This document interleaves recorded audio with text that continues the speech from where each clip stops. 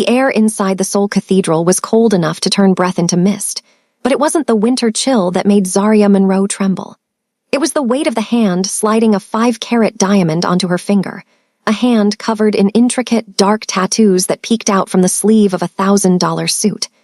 Zaria looked down at Han Yi-min, the man she had just sworn her life to. He sat perfectly still in his wheelchair, his handsome face a mask of frozen marble, his eyes as unreadable as the black ink on his skin. To the world, this was a union of trillions. To her Aunt Deborah, standing in the front row with a smug grin, it was the day she finally threw her orphan burden into a gilded cage. But the real nightmare didn't start until the heavy oak doors of the master suite clicked shut that night. The moon cast jagged shadows across the marble floor as Zaria collapsed. She didn't care about the luxury silk sheets or the sprawling view of the city. She sank to her knees, the delicate lace of her wedding gown tearing against the floor as the first sob broke through her throat. She was 20 years old, an orphan sold to a Mafia kingpin, destined to be a glorified nurse for a man who hadn't spoken a word to her. Her shoulders shook with raw, helpless terror as she waited for the darkness to swallow her whole. Then, the silence was broken by the rhythmic, mechanical whir of a wheelchair moving across the stone. Zaria froze, her heart hammering against her ribs. She expected a cold command. She expected the monster her aunt had promised. But as the shadow of the man in the chair loomed over her kneeling form, a voice like velvet sliced through the dark. "Stand up, Zaria," he whispered, his tone so dominant it made the air vibrate. "In this house, you only kneel if I command it, and I didn't give the order." She looked up through blurred vision, and what she saw in his eyes changed everything. The game was just beginning, and the Kingsley family had no idea they hadn't sent her to a prison. They had sent her to a throne. "Hello, family. How are you doing? Before we continue, I would love to know where you are watching from. Kindly drop it in the comments section. And if you are new here, do well to subscribe to our channel for more amazing stories." Now let's proceed with the story. The velvet darkness of the night was shattered by the rhythmic, agonizing beat of a heart that didn't want to stop. For Zaria, the memory of her 18th birthday wasn't a celebration of adulthood. It was a sensory landscape of burning rubber, twisted metal, and the smell of expensive rain. One moment, she had been laughing in the back of the limousine, her father's arm around her shoulder as he promised that the world was hers to conquer. The next, the world had somersaulted, ending in a scream that was cut short by the sound of breaking glass.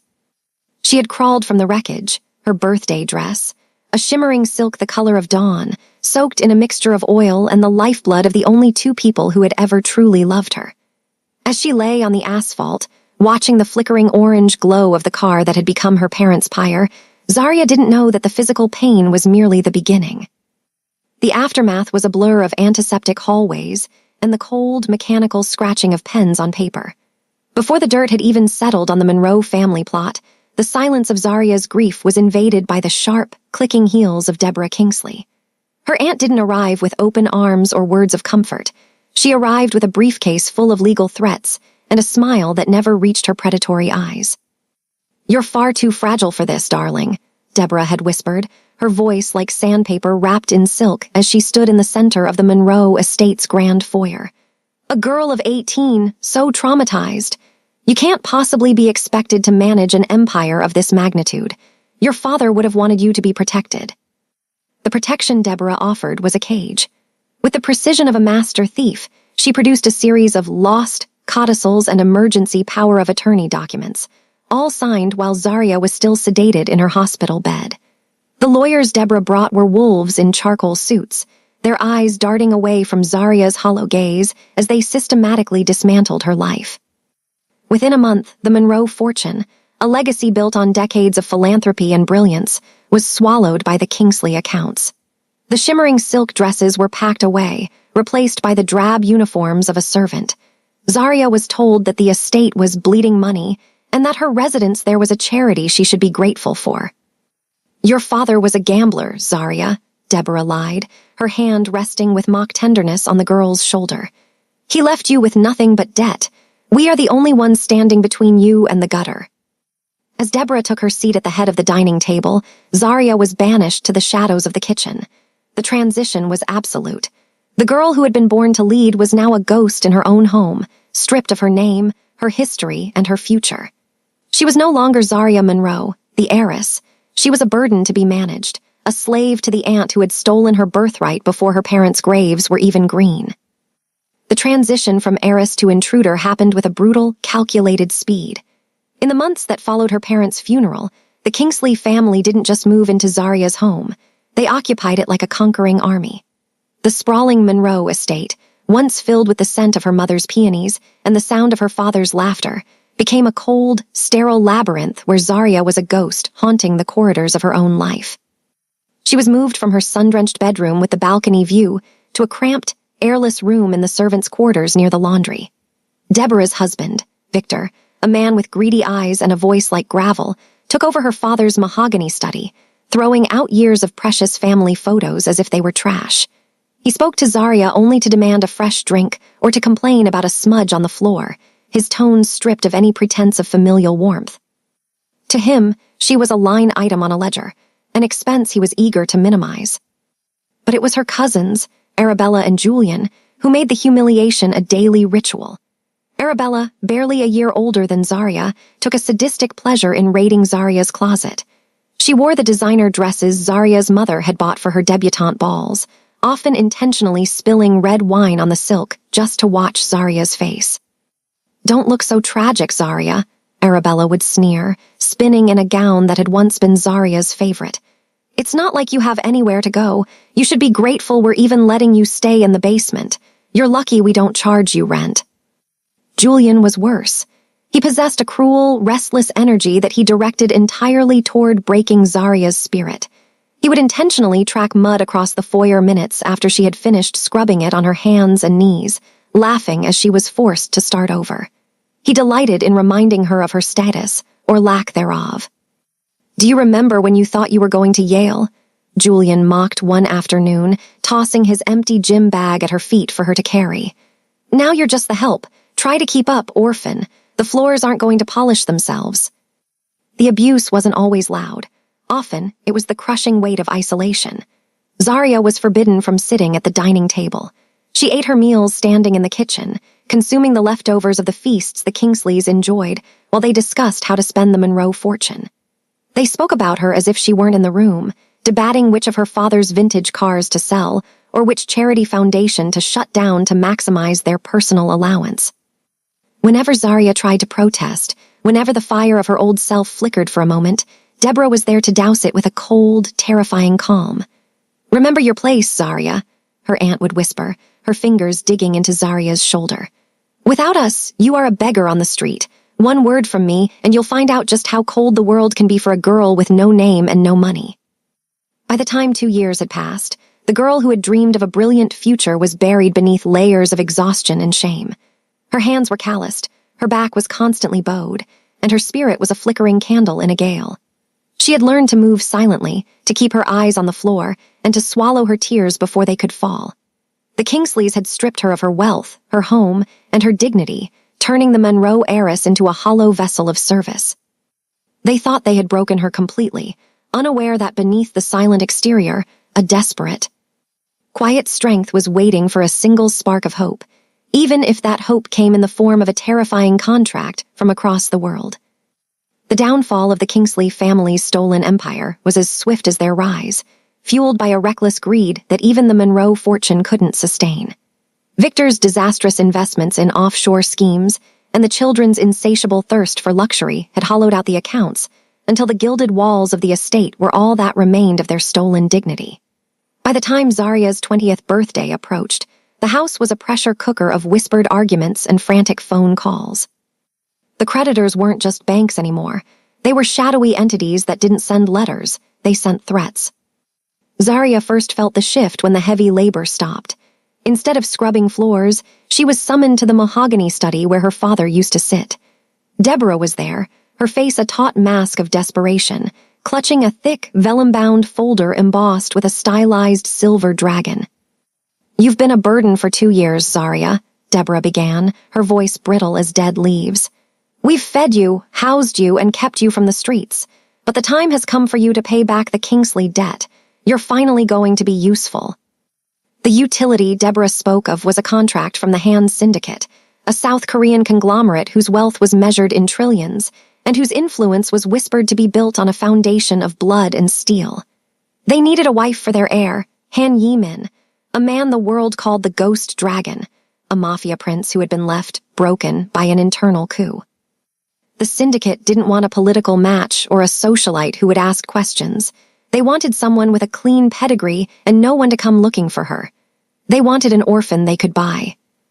"His name is Han Yi-min," Victor said, his eyes avoiding Zarya as he poured a shaking glass of scotch.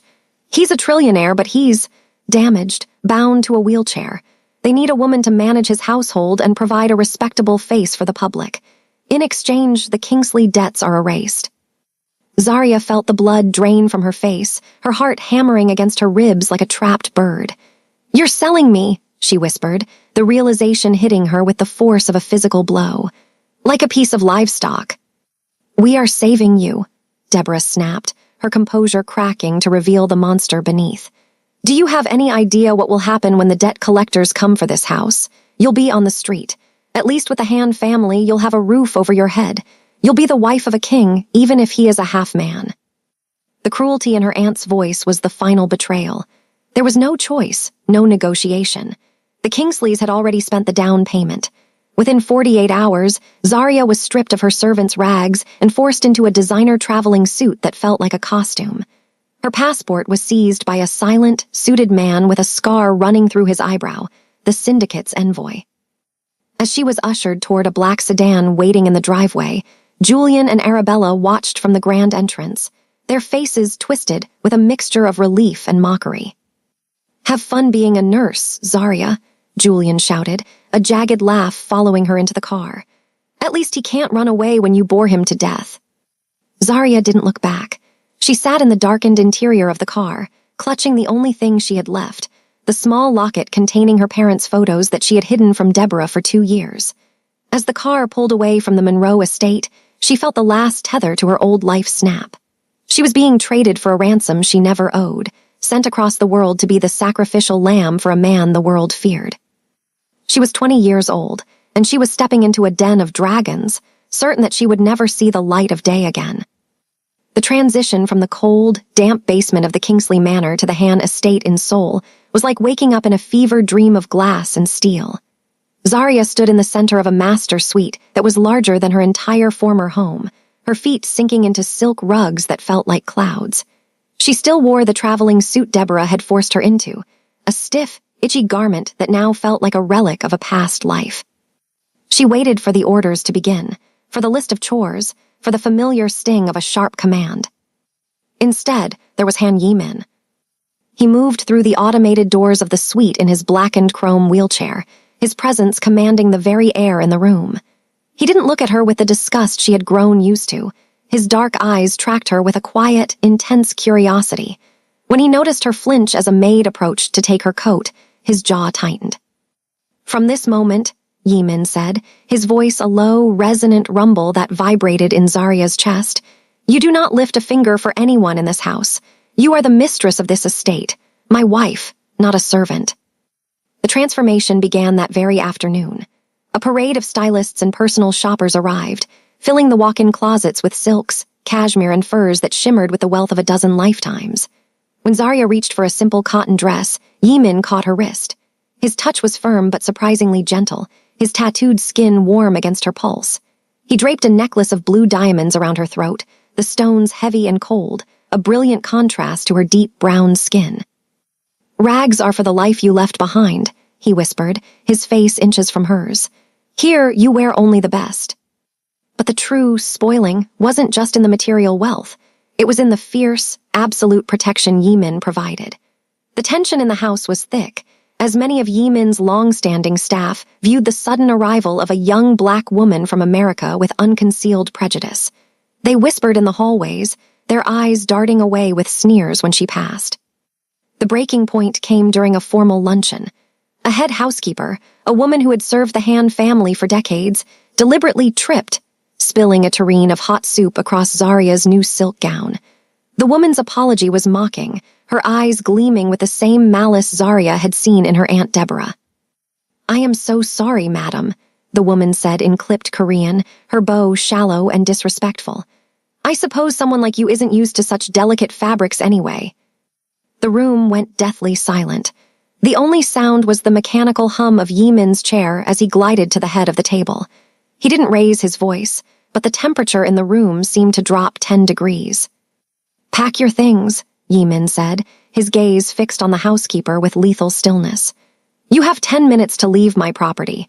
If I ever see your face in Seoul again, I will ensure you never find work or peace anywhere on this continent." Zarya watched, stunned, as the woman's face turned ashen. The housekeeper begged for mercy, but Yimin didn't even blink. He turned his chair toward Zarya, reaching out to wipe a stray drop of soup from her hand with his own linen handkerchief. "No one disrespects you," he told her, his voice carrying to every hidden ear in the room. "Not the staff, not the syndicate, and certainly not your past. You are the only person in this world I answer to. Remember that." For the first time in 2 years, Zarya didn't look at the floor. She looked into the eyes of the man the world called a monster, and she saw a sanctuary. He was draping her in gold and shielding her with his power, treating her not like a nurse or a bargain, but like a queen who had finally found her throne. As she leaned back into the velvet cushions of her chair, the weight of the diamonds at her throat no longer felt like a burden. They felt like armor. The poisonous peace of the Kingsley household was shattered on a rainy Tuesday evening when the massive television in the living room flickered to life, tuned to a global fashion gala in Paris. Deborah sat with a glass of gin, her feet resting on an ottoman that had once belonged to Zarya's mother, while Arabella flipped through a magazine, complaining about the lack of invitations to the season's elite parties. Then, the screen changed. The announcer's voice, breathless and reverent, filled the room. And here, making a rare public appearance, is the reclusive heir to the Han syndicate, Han Yimin, accompanied by his stunning new wife, Zarya Monroe Han. Deborah's glass slipped from her hand, the gin soaking into the expensive rug as she sat frozen.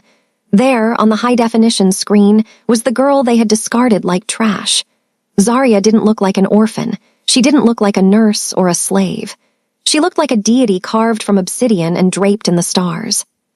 She was wearing a gown of liquid gold that clung to her every curve, her neck adorned with a sapphire choker that was worth more than the Kingsleys' entire stolen estate.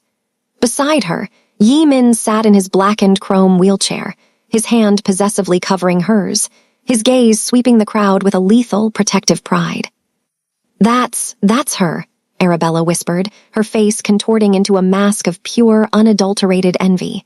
"Those are the Monroe sapphires. No, those are bigger. How is she wearing those? She was supposed to be scrubbing his floors." Julian paced the room, his eyes fixed on the screen with a predatory glint. "She's not just a wife," he hissed, his voice thick with greed. "She's a gateway. Do you see the way he looks at her? He's obsessed with her. We didn't sell a burden, Mother. We gave away a goddamn gold mine." The regret in the room was palpable, a thick, suffocating cloud of spite. They hadn't intended for Zarya to thrive. They had intended for her to be crushed under the weight of a disabled husband's bitterness. To see her glowing, respected, and shielded by a man of such immense power was a personal insult to their cruelty. If Zarya had power, she had the means to come for them. If she had his ear, she could whisper the truth about what they had done to her parents' legacy. "We made a mistake," Victor rasped, joining them from the study, his face pale as he stared at the broadcast. "The syndicate's lawyers are already sniffing around the Monroe Trust. If she realizes she has the power to fight back, we're finished. We need her back under our roof. We need to control her again." Deborah stood up, her eyes narrowing into cold, calculating slits. The shock had passed, replaced by a desperate, jagged malice. "She's 20 years old," Deborah said, her voice dropping to a conspiratorial whisper. "She's vulnerable, no matter how many diamonds he hangs on her. We sent her there to save us from debt, but she's clearly forgotten who she belongs to. If she won't come back willingly to help her family, we'll make her." "The contract," Julian suggested, a dark smile spreading across his face. "There are clauses about family visitation, and if she refuses to see us, it looks like he's holding her captive. We play the worried relatives.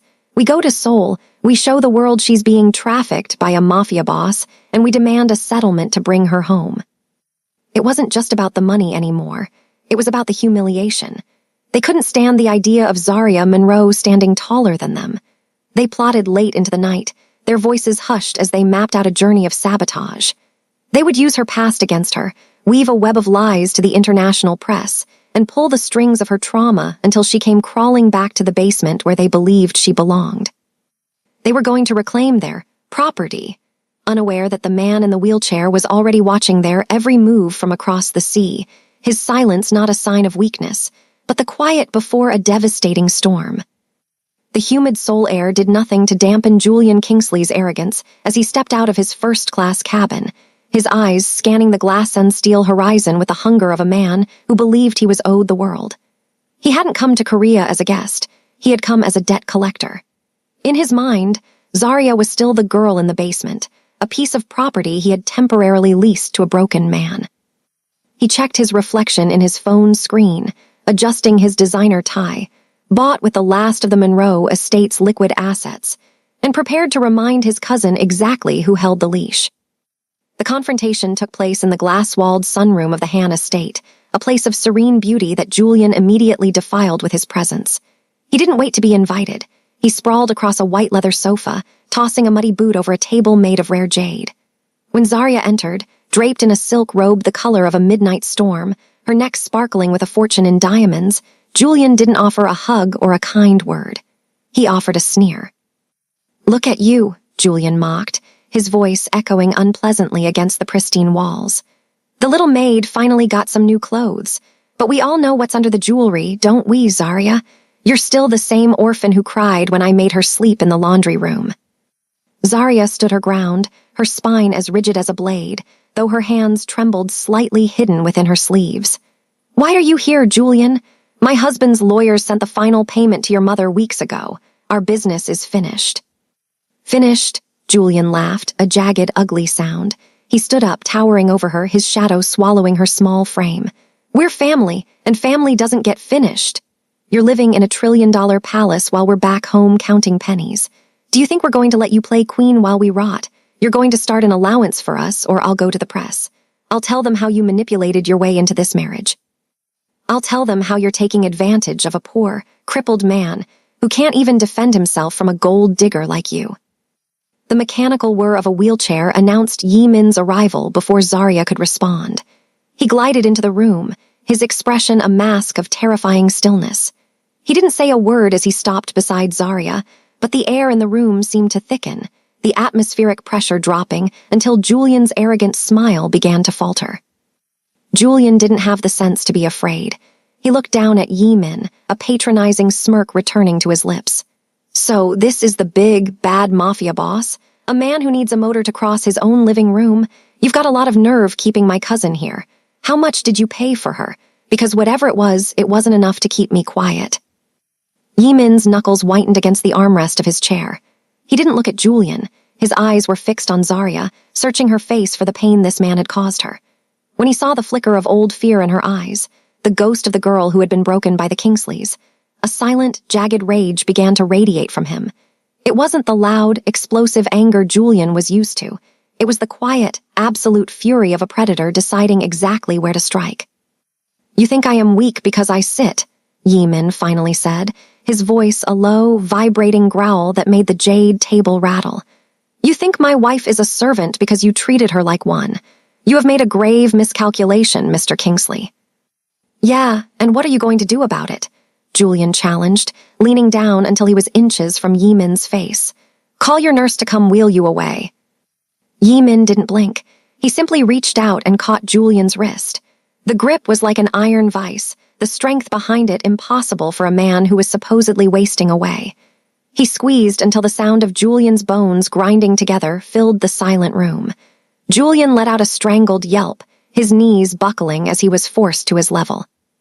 "Zarya is my heart," Yi Min whispered, his eyes burning with a dark, lethal light. "And you have spent 20 years bruising it. You will not leave this city until you have paid for every tear she has shed.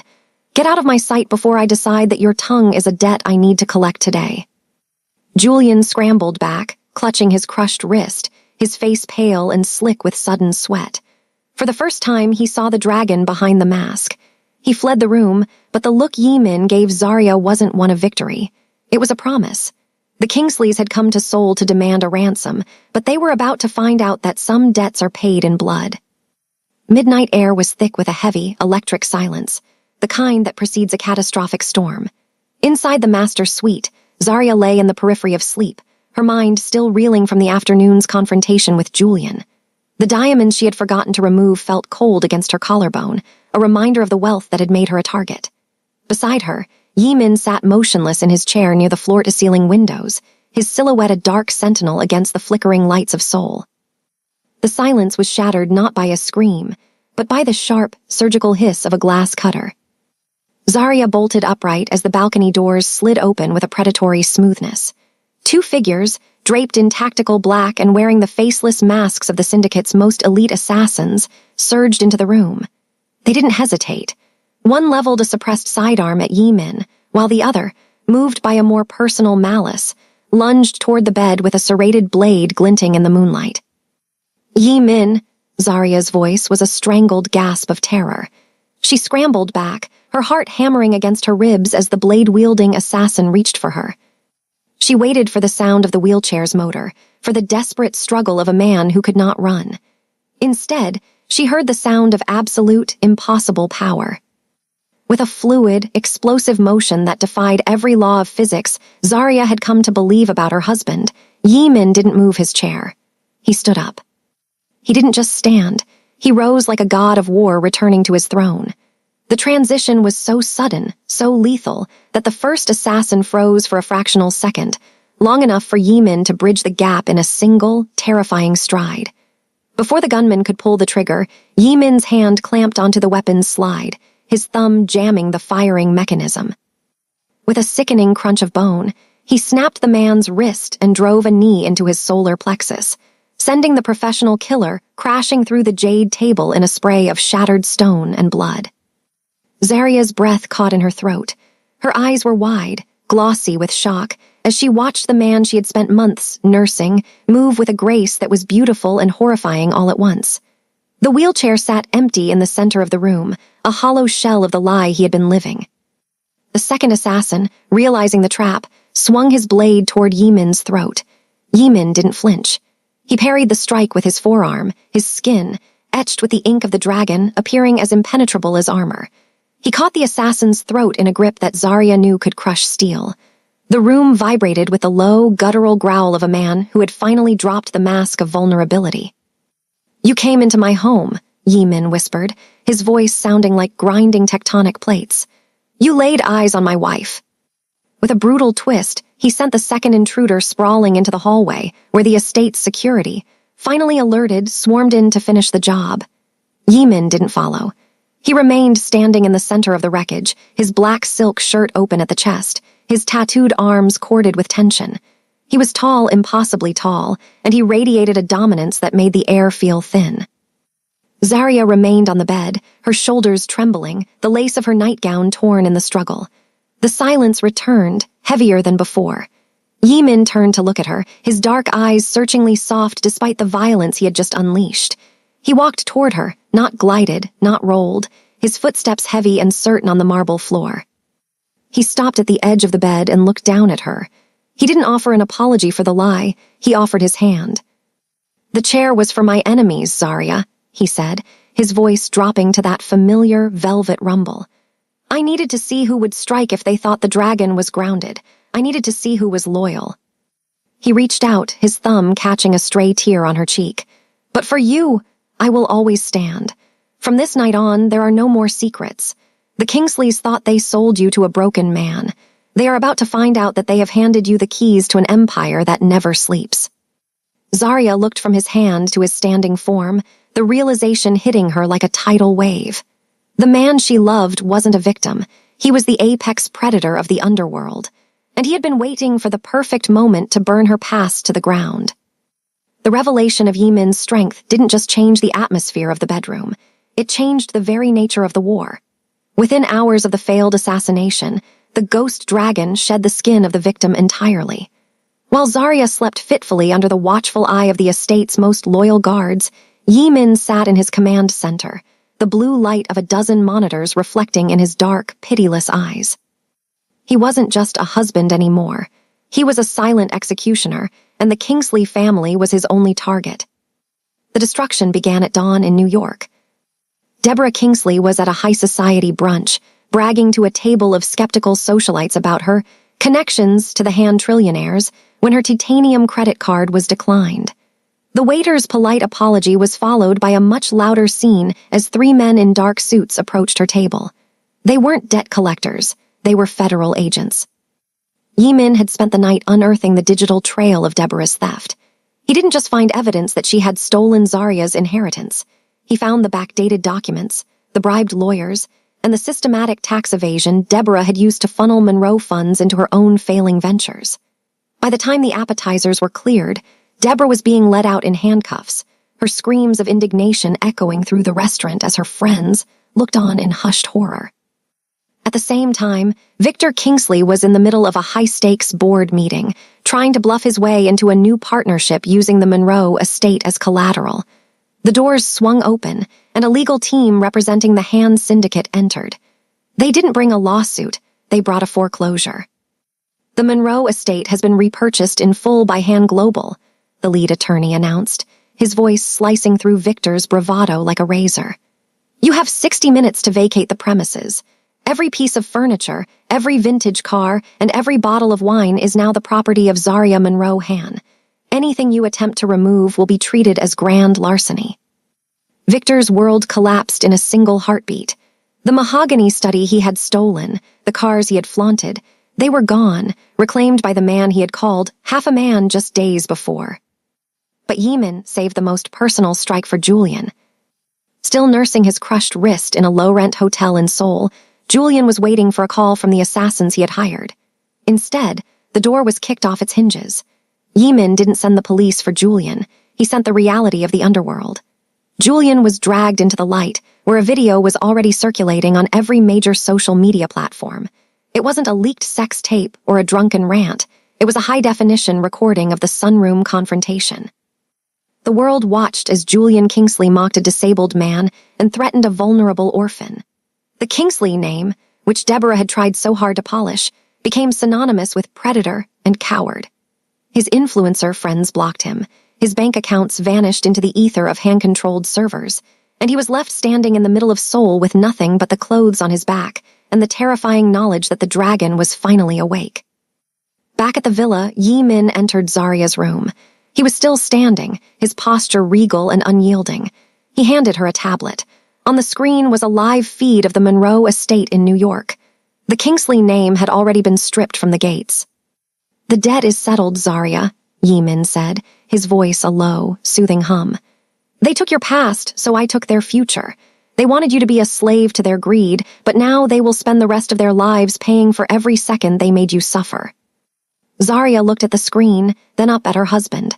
The fear that had lived in her chest for 2 years finally began to evaporate, replaced by a fierce, burning sense of justice. Yimin hadn't just used his money, he had used his soul to protect hers. The Kingsleys were no longer a threat, they were a ghost story. And as Yimin leaned down to press a kiss to her forehead, Zarya realized that the ransom had been the best thing that ever happened to her, because it had bought her the freedom to watch her enemies fall. The return to New York was not a journey of ghosts, but a procession of triumph. When the private jet touched down, Zarya did not feel like the terrified girl who had been ushered away in the dark. She felt the weight of the crown she had earned. Beside her, Yimin walked with a rhythmic, steady stride, his hand resting firmly at the small of her back. The wheelchair was gone, left behind in Seoul as a relic of a war they had already won. As the black sedan pulled up to the iron gates of the Monroe estate, Zarya's breath caught. The Kingsley nameplate had been torn down, replaced by a gleaming silver plaque that bore her father's name once more. The lawns were manicured, the peonies were in bloom, and the house seemed to glow under the afternoon sun, scrubbed clean of the filth of her aunt's tenure. Yimin stepped out of the car and reached back to take Zarya's hand. He didn't lead her toward the door. Instead, he handed her a heavy, gold-embossed folder. Inside was the deed to the property, the restoration of her trust funds, and the legal dissolution of every contract the Kingsleys had ever forged. This was never mine to give, Zarya, Yimin whispered, his eyes soft as they swept over the home she had lost. It was always yours, I simply acted as the hand that took it back. You are no longer a guest in this world. You are the owner of it." Zarya walked through the front doors, her heels clicking on the marble floors she had once scrubbed on her hands and knees. The staff, newly hired and vetted by the hand syndicate, bowed deeply as she passed. She climbed the grand staircase, not as a servant, but as the matriarch. When she reached the master suite, she found her parents' portraits restored to the walls, their smiles finally seeming at peace. She turned to find Yi-min standing in the doorway, watching her with a quiet, fierce devotion. In that moment, the strategic alliance and the forced marriage evaporated. They were no longer two people bound by a contract of desperation. They were the twin pillars of a new dynasty. "In Seoul, they call me the dragon," Yi-min said, walking toward her until they stood in the center of the room where her journey had begun. "But a dragon is nothing without the heart that guides it. You healed the man the world thought was broken, Zarya. Now, the world will see what happens when the dragon and his queen rule together."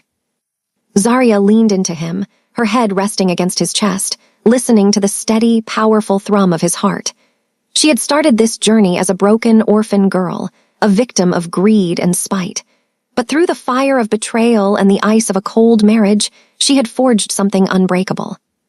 She wasn't just Zarya Monroe anymore, and she wasn't just a mafia bride. She was the woman who had turned a prison into a palace and a monster into a protector. As the sun set over the New York skyline, casting a golden light over her restored empire, Zarya finally let out the breath she had been holding for 2 years. She was home, she was loved, and for the first time in her life, she was exactly where she was meant to be. The crown was heavy, and the world was dangerous, but as she looked at Yi-min, she knew they would never have to kneel again.